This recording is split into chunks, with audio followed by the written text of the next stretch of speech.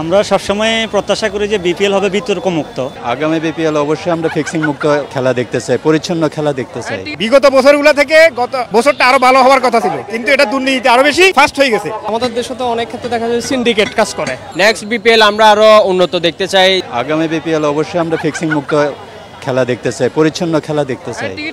মানুষ বাংলাদেশ ক্রিকেটকে অনেক বেশি পছন্দ করে, আর এই জন্য স্বচ্ছতা বেশি প্রয়োজন। ক্রিকেটের স্বার্থে মানুষের ভালোবাসাটাকে মূল্যায়ন করা উচিত। প্রতিযোগিতামূলক খেলা অবশ্যই চাই, হারবে জিতবে এটা থাকবে, কিন্তু আমরা যেন প্রতিযোগিতার মধ্যে থাকতে পারি। এক ম্যাচ খুব ভালো খেললাম, পরের ম্যাচ খুব বাজেভাবে হারলাম, এমনটা আমরা আশা করি না।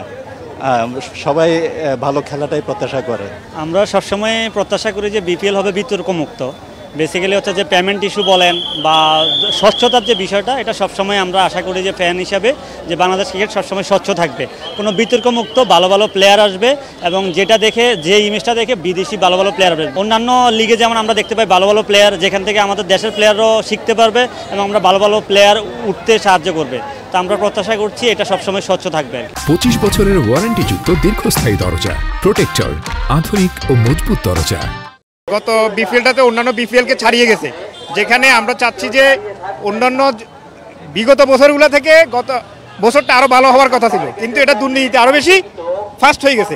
আমরা আশা করব এখনকার সময়ে যে অন্তত ভালো একটা বিপিএল, যেটা বিগত বছরগুলোতে আমরা দেখছি যেটা সেই ধরনের কোনো বিপিএল এবার আশা না হয় আর কি, মানে এই ধরনের কোনো দুর্নীতিগ্রস্ত বিপিএল না হয়।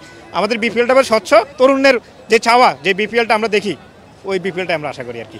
যাদের মেধা আছে, যাদের কোয়ালিটি আছে, যেখানে কোনো সিন্ডিকেট থাকবে না, এভাবে যদি অ্যাকুরেটভাবে যদি উঠে আসে তাহলে আমরা হয়তো বা এই অনেকগুলো প্লেয়ার পেতে পারি। কিন্তু আমাদের দেশে তো অনেক ক্ষেত্রে দেখা যায় সিন্ডিকেট কাজ করে, যার জন্য আসলে আমরা যে প্লেয়ারগুলো, অনেক প্লেয়ার দেখা যায় যেন কি আসে হুট করে আবার পড়ে যায়, কিন্তু সিন্ডিকেটের কারণে কি তারা আসতে পারে না। এখন তো আমরা দেখতেছি বোর্ডের অনেক কিছু চেঞ্জ হচ্ছে, আর সাইড মোটামুটি ভালো করতেছে। যারা নতুন নতুন দলে আসতেছে এদেরকে যেন এই সুযোগটা দেওয়া হয় আর কি।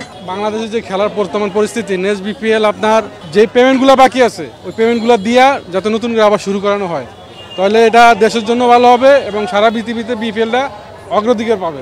ফিক্সিং থাকবে, এটা সারা পৃথিবীতে ফিক্সিং আছে। ফিক্সিং শুধু বাংলাদেশে না, প্রত্যেকটা খেলায় ফিক্সিং থাকে।